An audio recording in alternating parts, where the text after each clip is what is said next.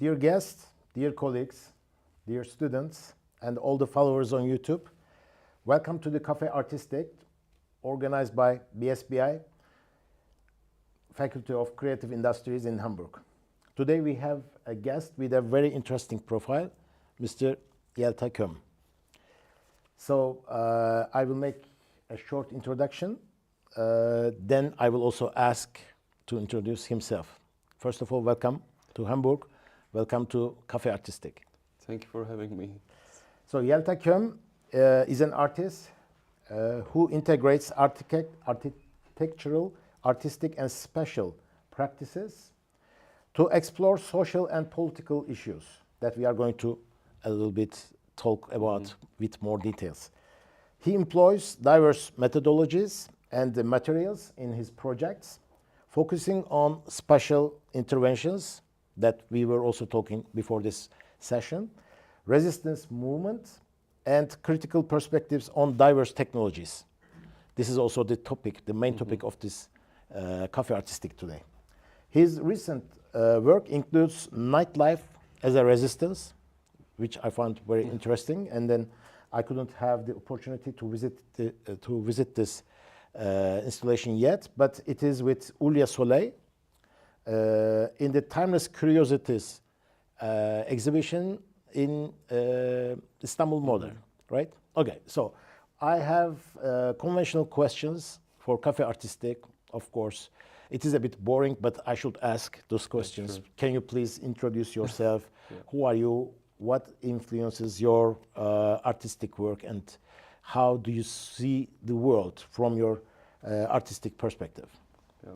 Of course. I mean, thank you very much again for the invitation. It's a pleasure to be here, and also very lovely crowds. I mean, my story with the art, it's a bit like started when I was in high school. This is kind of a funny story. I mean, I also grew up in a kind of artistic family, but when I was in high school, I really want to be kind of a movie director, like the director for the movies.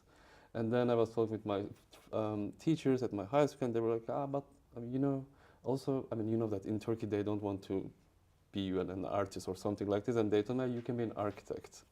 And I was like, okay, then I'm gonna study architecture. And then I studied architecture, and then with the help of the architecture, actually, I got the understanding of the arts, and also in more, spatial settings, and then my art evolves around that topic. And when I work in the arts, I mean, for me, I mean, it's more like, installations and also collaborations with communities. This is the essential part of my practice. When I'm doing something, I'm always trying to reach all the, the members of the community who is interesting, or, who is a part of it. Also, my architecture background is also rooted in the kind of participatory design. That's why I'm always trying to touch the people in a way through the arts. I mean, I'm using art and architecture as a kind of a medium. Cool. So today we are in Hamburg, but you live in Berlin since a while. So another conventional and cliche question, why you had the choice towards Berlin? Because we know that, Berlin is a very interesting place, a hub for artists, but what was the most important factor to make this choice for you? Actually, it's also kind of related to my family in a way, but yeah, this part I missed. I studied architecture in Istanbul. Then I came to Germany for my master's to Frankfurt at Stellenschule to study architecture, but it's also in the fine arts faculty. And it's a kind of a different vibe than Berlin, of course, Frankfurt. But I used to come to Berlin since my childhood. I mean, my grandparents are like guest workers, but I grew up in Istanbul.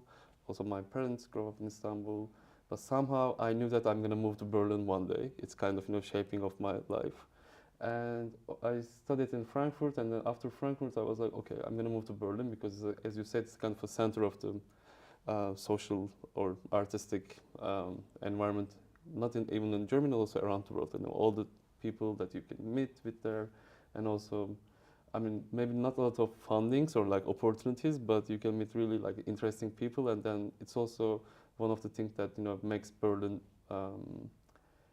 kind of precious for me, I would say, because I'm always thinking also from architectural view. Berlin is, I mean, also we were talking about this before that, Berlin is Berlin is not a beautiful city. It's not a beautiful city. I mean, you cannot be a flaneur in Berlin. That is a kind of, it's always like a bit like depressing, or the buildings. You cannot find anything from a physical environment in a way. I mean, for example, there is no coffee that you sit and you watch the city. No, it's not possible. That you say that because you have never lived in Hamburg. Yeah, this is but that's why I think that what makes Berlin interesting, the people. That's why you should meet with the people. You should go out. You should hang out with them. This makes Berlin kind of special. I think that's why. Also what. Sorry to interrupt, Yeah. but this is also something that we consider as an asset at BSPI. The diversity. Diversity is one of the most important source of inspiration. I think you are also being inspired regarding this in Berlin. Yeah. Do you see a concrete consequence of this diversity or lifestyle in Berlin in your work? I mean, it affects all my life in a way. This diversity, because now it's always kind of unexpected encounters. There is nothing that you can guess in advance. It's always a kind of a surprise. I mean, I used to live in Kreuzberg. I mean, I had some weeks I never speak any language than Turkish, but also, I had some weeks I speak only English. Also, I got learned different languages, Italian, sometimes that's from friends. It's always like growing and growing, and of course, a lot of encounters and surprises. It also affects my work in a way, because my way of understanding of the world is changing. I will have more perspectives. It's a bit like I mean, on Ottoman painting, I'm going to give like very different reference, but understanding of the world. I mean, when we are talking about the perspectives, the Eurocentric perspective is always like from 2 points. But the Ottoman miniature, for example, they're like modern perspectives. And Berlin is also a bit like this, that they're always looking from different points to the city or to the issues. It's very amazing to see that you see this as a growing. For some, it is just a confusion. So it's also, I think, an advantage for you to consider it as a growing journey. So as you can see, we have lots of students here today. So I think this is the first time that we had so many students. I'm very happy, and I want to thank to all of them for joining us today. So you also have a teaching experience, and from time to time, teaching is also a kind of source of nutrition for the artist. So how do you consider this teaching experience affecting your artistic view? For some artists, it is just the end of the road, because they are sharing their experience, their knowledge, their art, and then this is the end of the creativity. But for other artists, it is also a kind of mutual relationship. How do you consider your teaching experience affecting your art? Actually, for me, it's a kind of a learning process. I'm always saying that I'm also learning from the students. This is not one way of communication or one way of teaching, because actually this is something that I always believe we should change, because when I studied architecture, I got a kind of conventional or traditional study system. It's always kind of a story of one male person that teaching everyone like a master, and then all the others are just like listening. But it's not like this. The teaching also keeps me fresh. I can also have some moments that confrontation from students.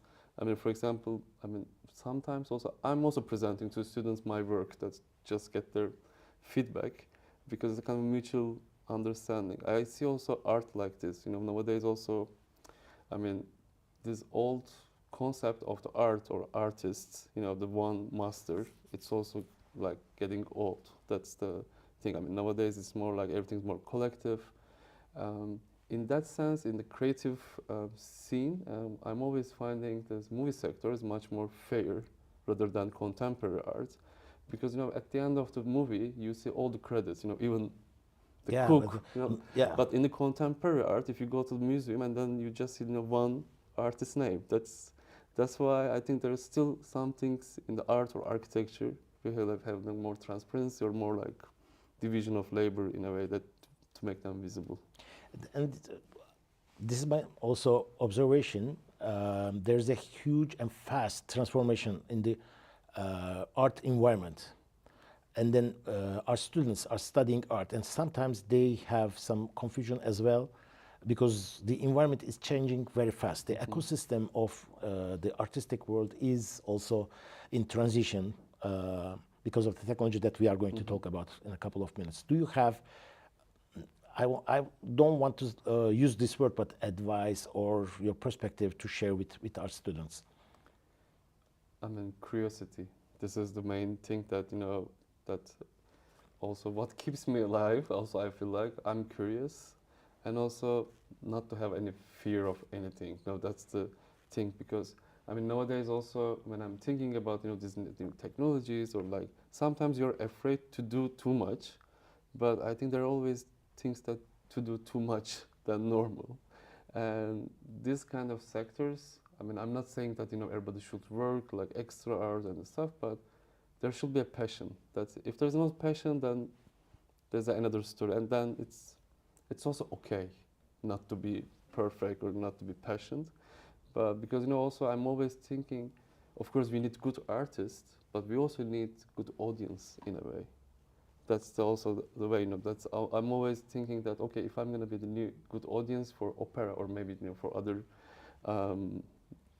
other kind of arts, because it's also important to have like good audience. That's why I think the only thing that we shouldn't put pressure on ourselves to be perfect artists or to be perfect audience, just to understand what are we and follow our passions. This is maybe could be a small advice. That's So if we would have a newspaper, so you gave us a headline like curiosity brings us to creativity, towards knowledge, and first of all, an artist must have curiosity. So about your curiosity, what are your inspirations in the daily life? So do you have a pattern for these inspirations, or all of a sudden you see something and then you are inspired, or you have some patterns and then you are actually making a search in your daily life? So how is it happening with you? there are like main things that I could say. The first one is the daily life. Usually I go to a place and I just observe. Observe, like I see, I watch, I met with the people. This is one of the part of my work. But also the other part, the internet. That's Really? because I'm like the internet. I grew up with the internet. Okay. Not digital native, but still. And I see, this is. It's not. I'm not talking about only the Google search, but sometimes there's a very nerdy part of the internet that you can find really interesting or nerdy geek stuff. Who never knows that? Because I'm also the generation that in between. When I was a kid, we had like encyclopedias at home, not the Wikipedia. And nowadays, when I speak with my friends from my age, and they will say, "Yeah, I'm reading Wikipedia during the night." That's that this is one of my main inspiration, actually. Also, how people are relating themselves with the internet, or like all this resistance issue also started from there. That I did some projects about urban surveillance, but it's mainly focusing on also, how we're relating ourselves with the technology Okay. and what we're going to share and how we're tracked by the structures and what kind of representations through technology we are presenting.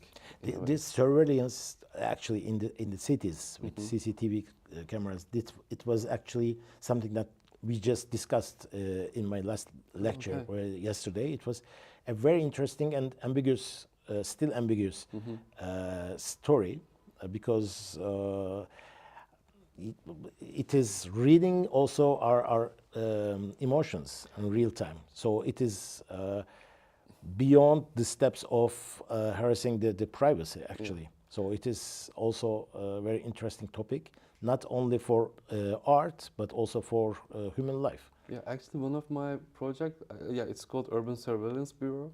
It's a fictional bureau. I'm always also working with the fiction, trying to think much more legit in a way.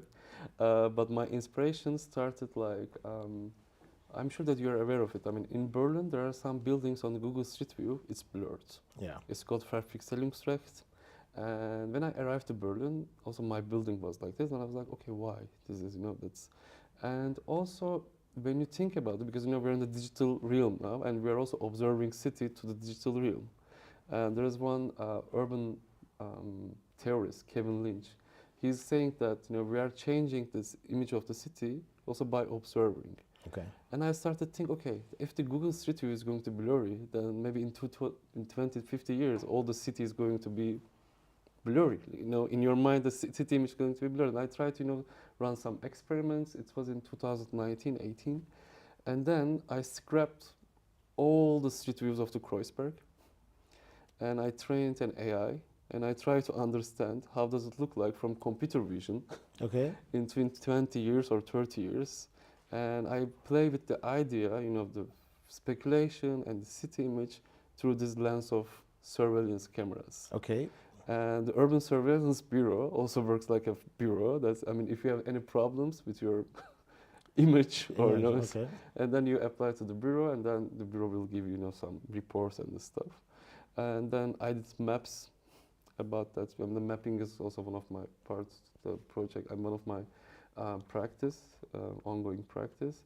And yeah, through this, I try to understand what Berlin will look like in 2100 or 2050 from Google view. And as you said, when you feed with this old data, this Google APIs or any APIs, you can also learn the emotions, the behaviors. You can track everything with this. Scary. Okay. But I think it's scary, also kind of inspiring. Yeah. Before coming here, we met to have lunch and then to go around Hamburg, and we were talking about our habits. I know that human beings are changing their environments, their entourage every 7 years, and then I asked Yelta, do you think that cities as organic living entities, they do also change their habits and environment every 7 years, or what is the length of this time sequence? And then I didn't hear the answer. I didn't answer. I kept the answer for this Café Artistique session. So I ask you the same question again. It's a difficult question. It also depends on the behavior of the communities, of course. But it also depends on the location, I would say. For example, this is also something that I observed after I moved to Berlin. I was checking the pictures from the past today. Of course, Berlin has a story with the war and stuff, but there are some things they never change. I was also watching the movies from 80s, 90s, from the Turkish migrants when they moved. There are some movies from Turkey, and I was like, okay, I'm still living in the same street and nothing changed. But the physical environment is very slow in some cases. But for example, if you compare with Istanbul, yeah, and then this change, do you consider it as a positive aspect of a city, or cities must change? I'm always up to change. This is kind of a Okay, what do you think of cities of 15 minutes? I think Paris recently developed a policy for that. So more and more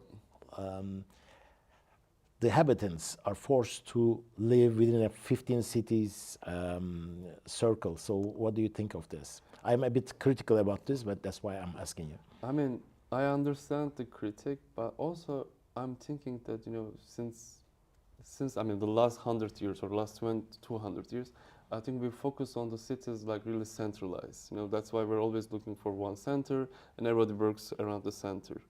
But for example, I think we should decentralize the cities as well, because then there will be not more, not only one power or not only one center for attraction, and it will be more segregated, more, and also it would allow us, you know, to in 15 minutes to reach everywhere. But of course, as an idea, it's still not there because also we are not working on that reality yet. I mean, I'm always comparing also with Berlin.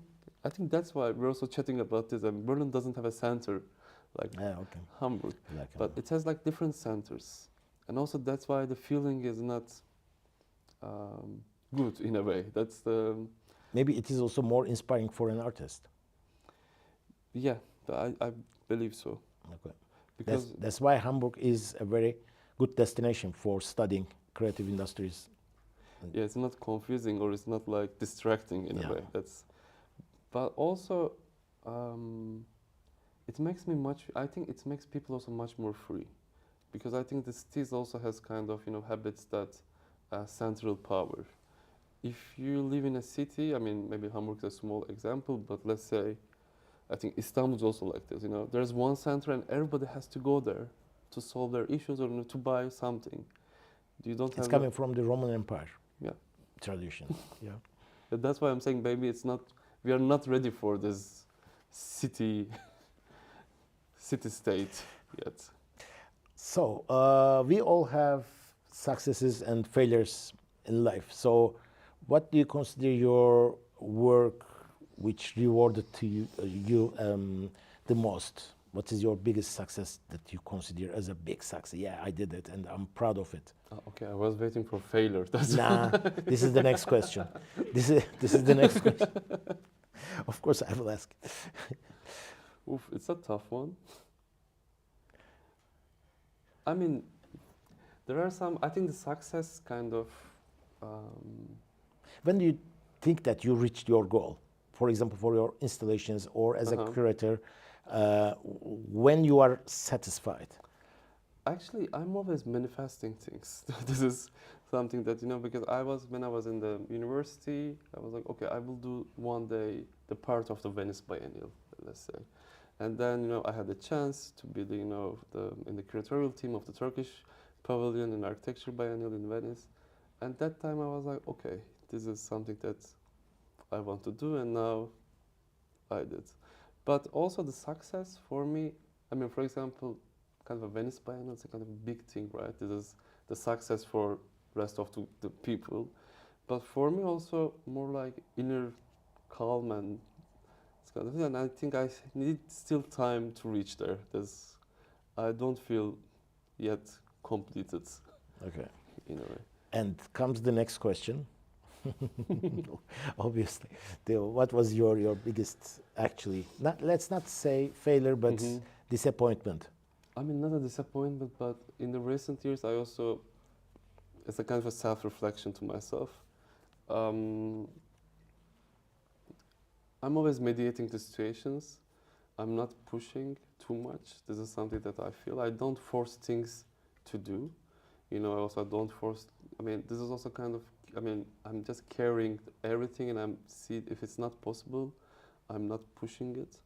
And I think this is one of the important things to be an artist or to be a, you know, professional in the art scene, to see the capabilities of the institutions that you are working with. Because if you are asking too much, then it doesn't make sense.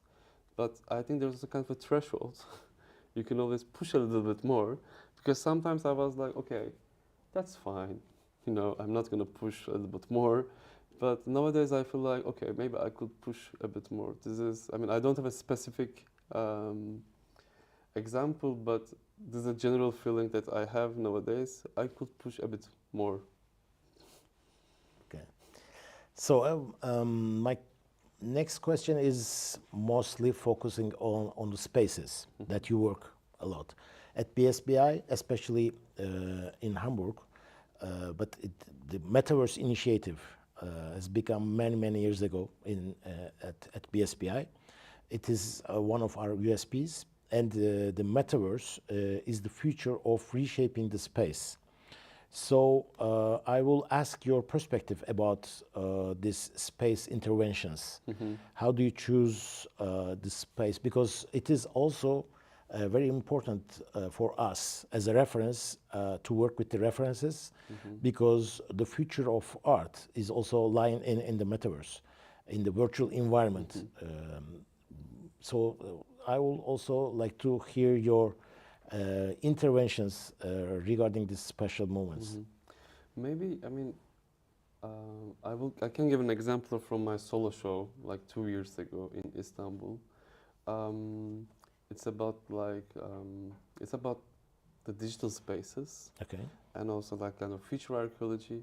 And what I did for there, I mean, it's a kind of a glitch in the soil, because I'm always also thinking that all the digital spaces somehow exist in the physical spaces, because maybe it's in the kind of in a hard drive or somewhere. But the exhibition set up a bit like a grid surface, kind of a glitch from the soil, and I place it in the gallery space. And when you enter it, you feel like a vector in the area. That's the kind of I'm trying to translate the digital space into physical space by this intervention. Digital space in three-dimensional, two-dimensional, or Three-dimensional. three-dimensional. And also that space a bit looks like here, to be honest. That's kind of a studio environment, because I'm always trying to keep also all this infrastructure in the exhibition space to give the the audience, the visitors, kind of alienation from the reality. That that you're in a fictional space, Yeah. but we're always in a fiction. This is also kind of a fictional space. It's Okay. staged. Okay. In a Yeah. way. And also my art's always working on this threshold, to create kind of a space that you feel like you are familiar with this, but also it seems like a bit like strange. I mean, you feel a bit like weird. I'm playing with this tension most Okay. of the time. But in terms of digital spaces, I ran the workshops with students in the beginning of the corona, and we were all, trying to do something. That's why in that workshop, it's called like screen to screen, Okay. and we were doing like digital flaneur observations. I mean, on Google Earth, on Google Street Views, Okay. or the cameras from the CCTVs, and with the students we were doing some workshops and trying to understand the digital space from the perspective of this, big corporate bodies. There are some really interesting examples that they are finding, some other glitches. Or one student, she just observing all the streets of the Istanbul and finding the persons who are washing the carpets on the streets. Or one of them like working with high resolution 360 images and trying to find reflections. And she did kind of a collage of all the reflections. And we exhibited in a kind of digital space altogether. And that's why I'm also thinking that for me, the space could be everything. Also, my collaborations based on always as digital tools. We are meeting with Google Docs or this kind of tools online, but you feel like physical. I have a work, actually now it's on the show in Istanbul, in a group show. It's a poem. It's a like poem video. It's called "We Met in Places That that you couldn't find on the maps." Okay. It's in the 90s. There's William Mitchell. He's the dean of the MIT media studies at that time, and it's the first time that people are using these forums. And then he's saying that okay, we are meeting there, but these locations doesn't exist on the maps. And for me, the space is also like this. That's every time I send you a message, it's going somewhere else in the world, and you send me a message, it's going somewhere else, and then but we meet on a server or here. That's the or now we meet with some other people through the IP on the YouTube. What's your perspective for this new kind of space in the virtual world? Because most of the artists have second thoughts. They are more critical about it. But last semester actually, our students at our faculty uploaded their portfolio to our digital immersive campus in the metaverse, so that people all around the world could actually visit this campus and then could have the opportunity to see their portfolio. So are you also critical about this new kind of space? You are very positive with 3D, etc., but the immersive space, it's kind of a map, new world map. So it is an alternative to reality. So for some artists, it is a kind of critical subject or a taboo. What do you think of this, about the future? So it's also a kind of advice or kind of orientation for our students. Do you mean like the immersive installations or Yeah, like anything that we can use for art. I mean, I'm also critical with the immersive installations. This is, I would say, because it's a kind of trend in a way. You know, that's, I mean, that's, also heard a lot of time from the students, from other colleagues, like the immersive. Sometimes we're losing the meaning of the word. You know, when you use too much, then you lose the meaning of the word. But on the other hand, I'm very supportive of, you know, sharing the knowledge by open source and by, you know, by this kind of platforms, because it's also makes everything much more accessible. But translating to the art, sometimes it's problematic, because it's if it's going to be repetition, then you will lose the value. The value. Also, there's always a kind of a threat that it can be like, you know, kind of science fiction movie. But I mean, science fiction movies are very ahead that time. That's, we don't need, you know, repeat again the science fiction movies from 2000s. That's the threat. That's the Okay, I don't agree with that, but that's fine. We respect our guest. So about your art again, most of the times you also focus on social and political issues, and then you try to cover some messages.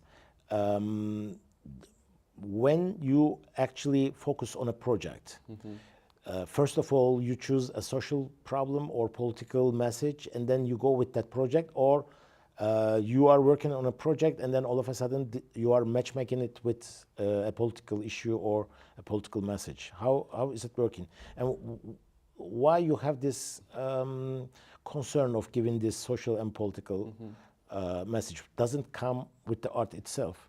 actually it's I'm not following mainly, but somehow I found myself in. Okay. It's because I found myself in this kind of communities. I mean, for example, I'm the one of the co-founder of the Architecture for All NGO in Turkey. This is, you know, where I also grow up in a way that, you know, for my social political understanding. And of course, we are also taking. I mean, I'm also taking part of the, you know, this resistance or issues, but I'm trying to respond from my perspective, in a way. I mean, for example, if there's a resistance movement, I'm like in the team of, you know, to illustrate it, or, you know, to make some documentation for the future generations. They can, you know, learn, or they can archive. I mean, I'm trying to make kind of a counter memory or counter narrative, that to keep that movements in a way, in a meaningful way. Okay. So now that you mentioned resistance, can you please talk about your project of nightlife resistance? Actually, nightlife became a resistance for a while. I mean, in different parts of the world, because, you know, that some, the marginalized groups, and especially queer groups, they are like, when they cannot find a place in the day life, they started to, you know, get together during the nightlife. But this is also something we know that when I say the nightlife, it's really it's connected to techno and the raving culture, and the raving culture is a kind of also underground culture that's growing in the underground and in the night. And when we were doing this project, we were looking at different examples from Istanbul, of different places, different groups. We did some interviews. Also, we released article about this on the CTM magazine. It's called Sustained Nightlife as a Resistance in Istanbul. Because people are getting in the nightlife. Also, it's not only the fun part. It's very artistic too. It's very artistic. Yeah, that's also very true. That's very artistic. Also, especially in Istanbul, also in Berlin, that's the thing that I told in the Berlin, why Berlin is so interesting, because you met with the people, and those people made the communities, and those communities are not only for fun or go out, it's also part of your life, and you find your colleagues or your others that looks like you. And the nightlife as a resistance, we understand from that research and from that project, people are using the nightlife not only to survive, it's a way of to get together.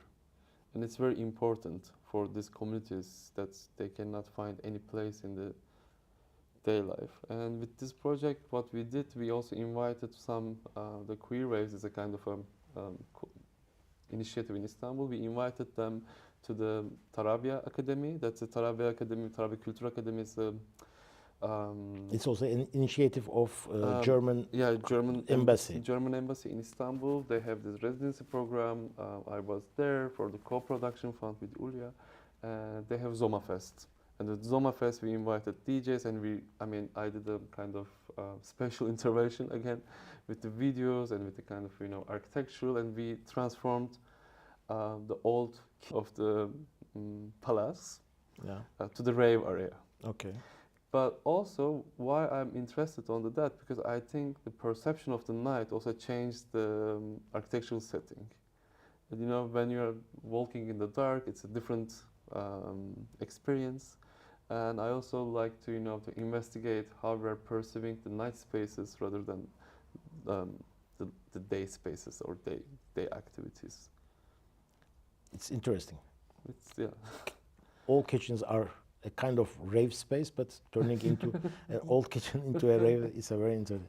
So you also took part of many biennials. So can you please talk about these participations of yours?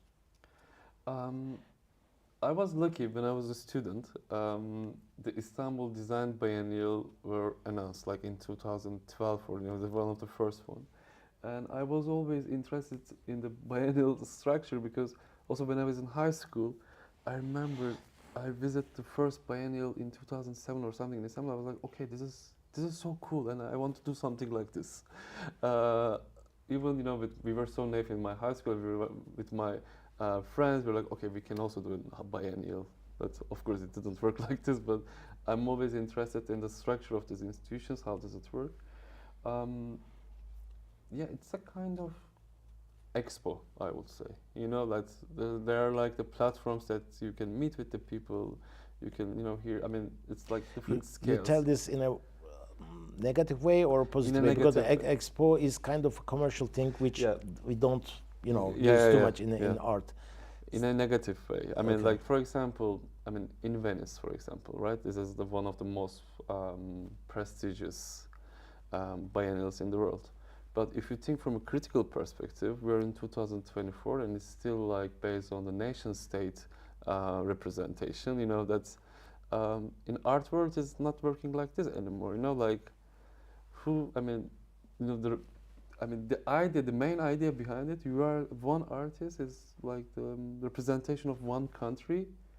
It's not like this. It's maybe like 100 years ago it used to work like that, but nowadays, who's representing Germany, or who's representing the Turkey as one person? Now you're not talking as an artist, but mostly as a creator, because you're also a creator, I think. Yeah, that's true. Yeah, that's so.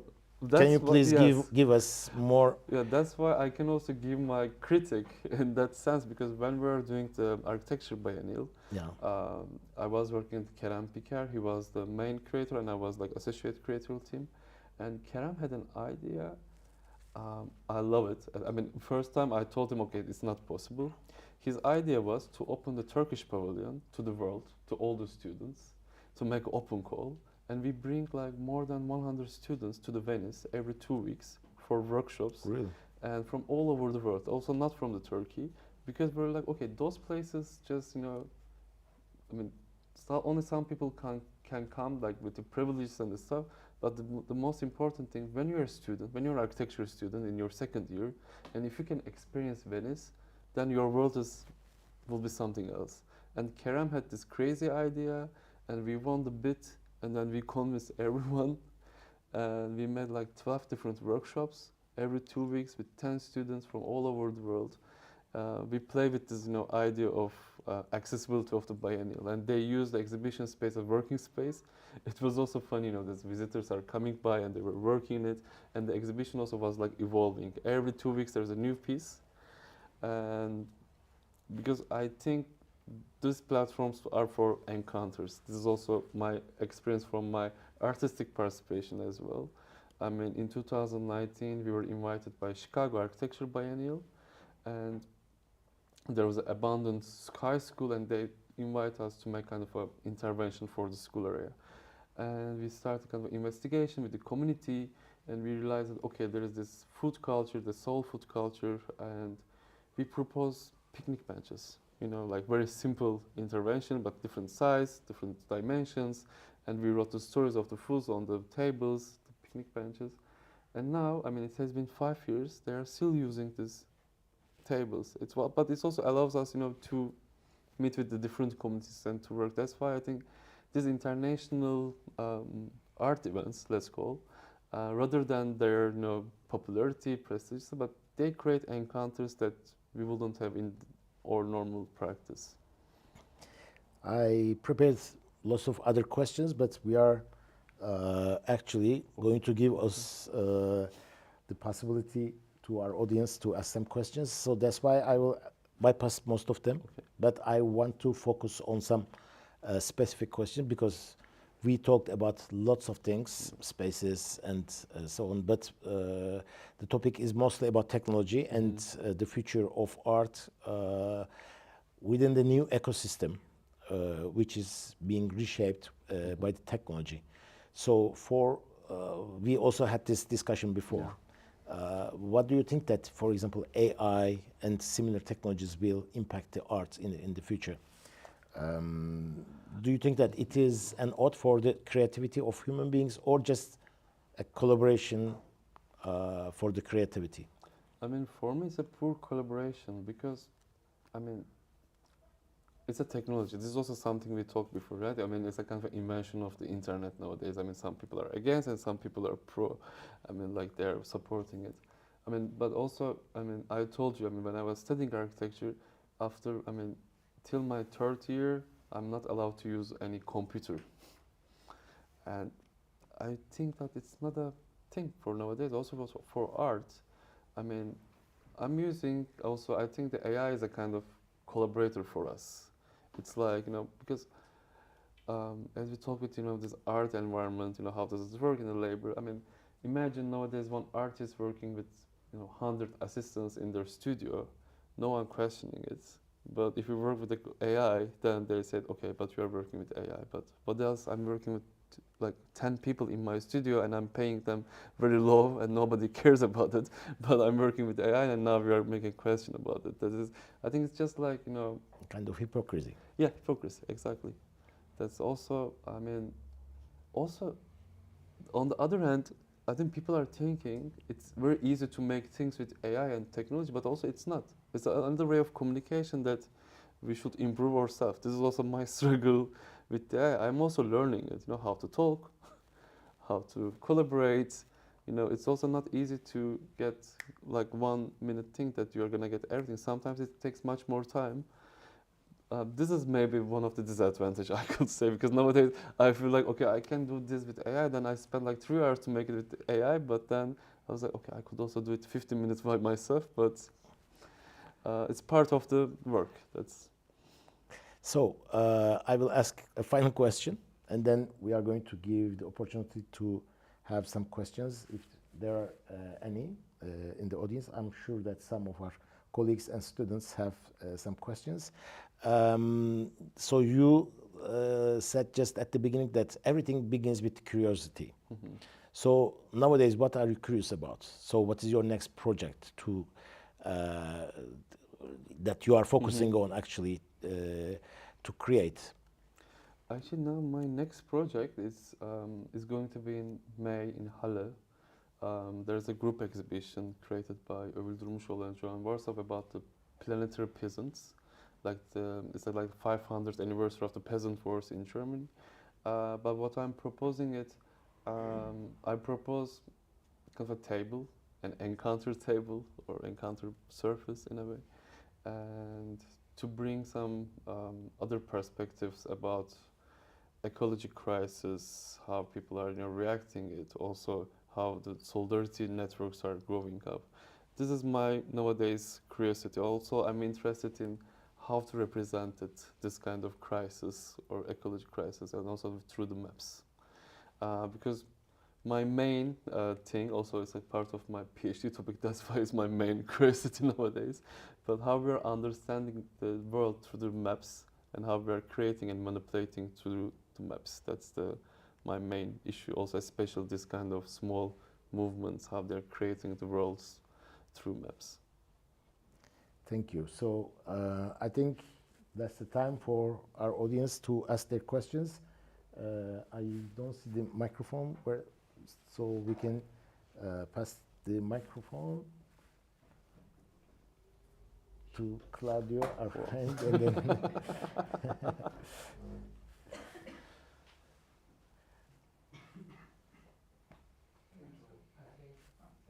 Maria has a question. Yeah, our colleague Maria Pesley has a question. Thank you very much, both, for this insightful conversation. We could carry on with so many questions. Your conversation brought up so many topics, I would say. I focused a little bit more, maybe because of my personal interest, on the participatory design you mentioned at the beginning and those special interventions. And I would like to ask you to elaborate a little bit more on that, those processes of participatory art projects, and whether you see them within the context of community art or more like projects for with a social impact and maybe as acts for action or art activism at all. I know I brought a lot in the conversation, but I'm personally quite curious about it. Yeah, sure. I mean, participatory design and participatory process, of course, that's kind of a loaded term, but it started when I graduated from architecture, it's the same story that we were like, okay, I don't want to be an architect. I don't want to work for academia. I don't want to work for the office. And also, I was always thinking that the architecture is also very, one-person job. And then I was like, okay, how we're gonna share this, or how we're gonna use the community? And then we initiated the Architecture for All with my friends. And we started, okay, let's make it everything to have participation. But of course, we were so naive and young. We were thinking, okay, we should, we're gonna sit on table with 20 people, and then we will do something. Then I got the understanding of participation is not about this. It's like staging the process, some other phases. My practice evolved around this, and I was like, okay, this is kind of a mediating participatory things, but that also allows us to look for different forms of participation. Because I think it's also always based on the scale. That with the small communities, it's easy to make participatory processes, because we used to work in the villages, in Turkey, for abandoned rural schools. They were there's a lot of rural schools in Turkey in the villages, abandoned, and we were working with the community how to transform this building. It was an easy process. That's, we meet with the people, we open a table, they come us, we spend time, and we're collecting the information from them. But when you scale up to the city scale, it's not working. And also, it's also in the city scale, there is also kind of risk that it turns to a kind of control tool. There is one book by Marcus Misson. It's called Nightmare of Participation. It's also, it's saying that sometimes if you try everything with participation, it becomes a kind of a nightmare. That's, like you cannot make everything by this. There will be like smart choices and stuff. And also it's slow. I mean, it's slow. It's a contradictory part of the participation. You should be so passionate about that. In the first years, I was so furious. I was just like pushing everything. No, it's not gonna work. It's not gonna work. Then I realized, okay, it's a slow practice. If you want to do something with participatory, at least 3 years. Maybe At slow least is the new rhythm of Yeah. life. I think it's not a bad thing, but you just make yourself ready not to push things, because otherwise, it's just slow. That's why, I mean, in the urban scale, some projects are taking years and years and years, and of course, a lot of labor and talking with everyone, so tiring. I can also understand, some practice they just want to do immediately, but for me, I'm always also telling the others, with the architectural or with me, if someone come to me, and I was like, okay, it's gonna be slow. I mean, if you want a fast result, it's something else, but it's gonna be. But if ever you reach the achievement at the end, that's okay. Yeah. Because we also have a saying between our colleagues. We always say, Siga, siga. Siga. yeah. Exactly. Yeah. Slow. Slow. This is what it means. Thank you very much for answering the first part of my question, which I made it a little bit complicated. Just to refresh a little bit the second part, do you think this could be like an act for action, like towards the direction of art activism, or is it more viewed within the context of community art? Or none of the two? Or you see this as a special intervention with a social impact? No, I think it's a part of the art activism, because as an artist that you change the role of the, as a kind of in situ position, between art and activism, because sometimes you're just gonna run a workshop, you call it artistic workshop, but this can be kind of, collective, memory walk in the city, but that walk will be a kind of art, activist intervention in a way, because you will create kind of a counter memory, or you observe something else. This is also something that I did with the Urban Surveillance Bureau. We were like making workshops, like running in the city and observing the CCTVs or like cell towers, to give another understanding of lens to the city. That I think is part of the art activism in a way, and it wouldn't exist without participation of the audience, because then the art form, I mean, let's say, if you're a traditional artist, in a way, let's say sculpture, you have the final work as a sculpture, right?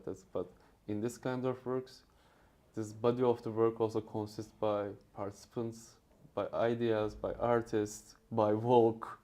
Then you will have the artwork. If you remove the participation, then the artwork also doesn't exist, because it's just then it will be kind of activist idea, maybe. That's the.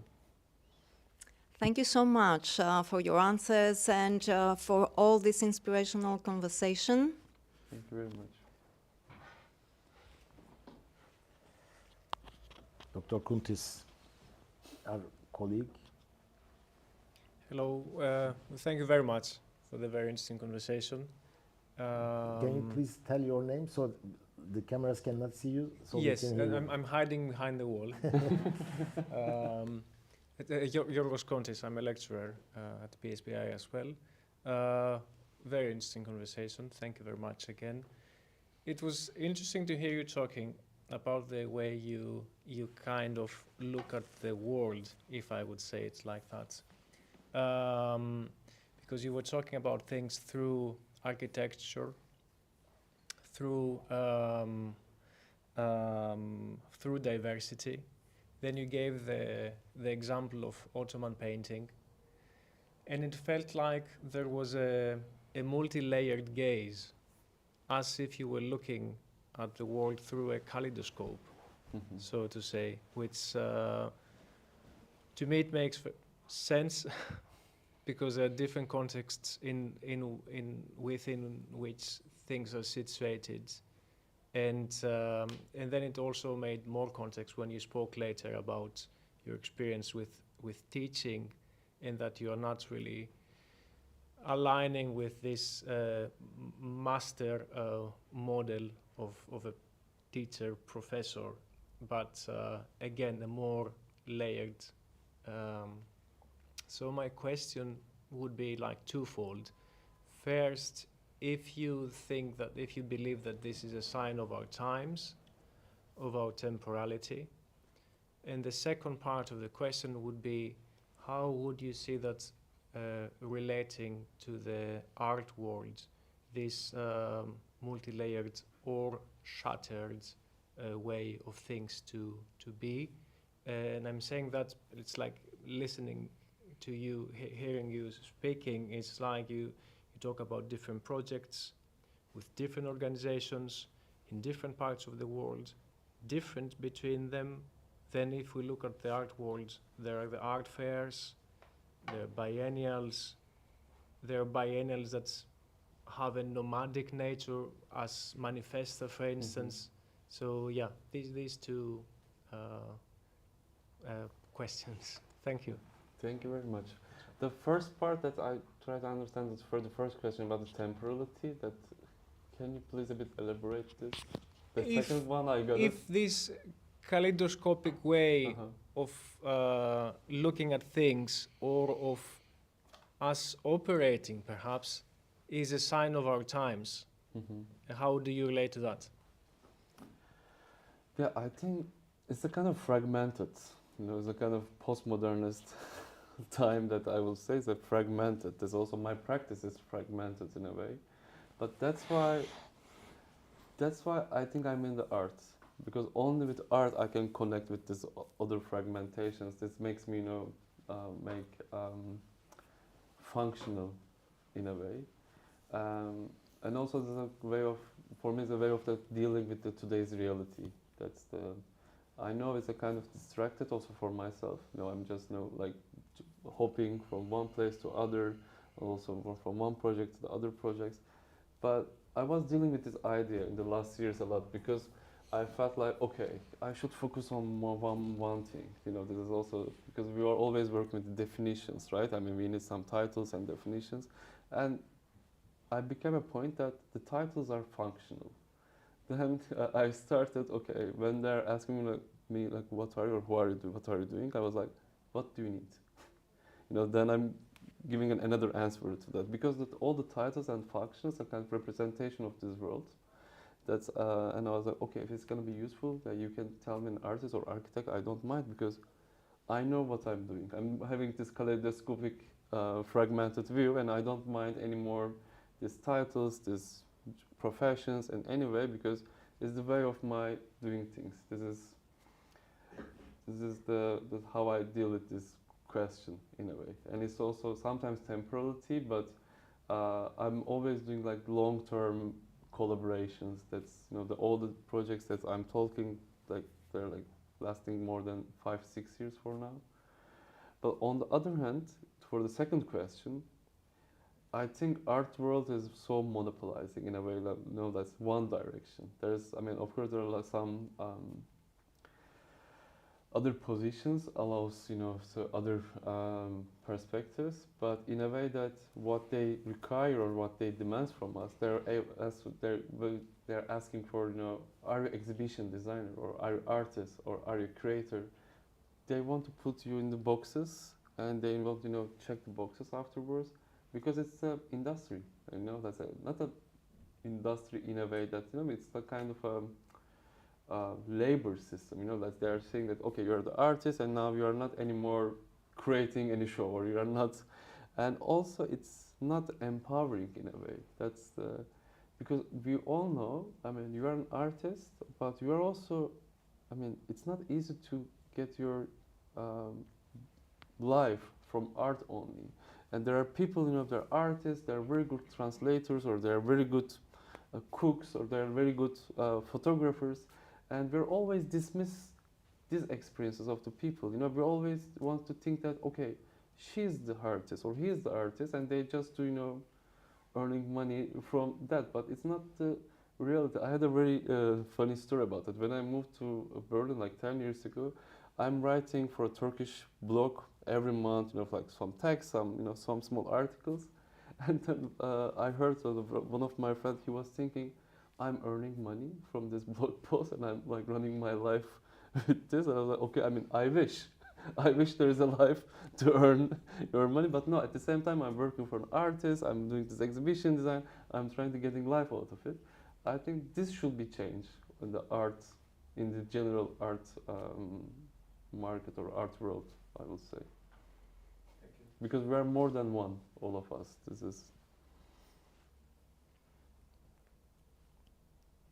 Any other questions?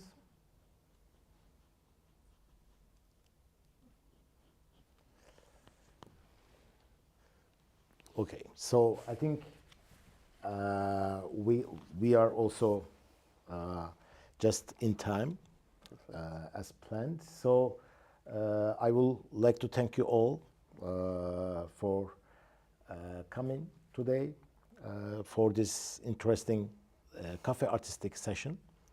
So thank you very much also for all our followers on YouTube. I will also like to thank to Professor Kuveliotis for his support and Dr. Nilüfer Aminpur because Café Artistique is supported mostly from Berlin, as also our video production team, Suhail and Claudio, are here, as well as BSBI marketing team. A huge thank and gratitude to all of them. I will also like to thank to our colleague Luis Fernando and operation team for their support. And see you at the next Café Artistique. Thank you.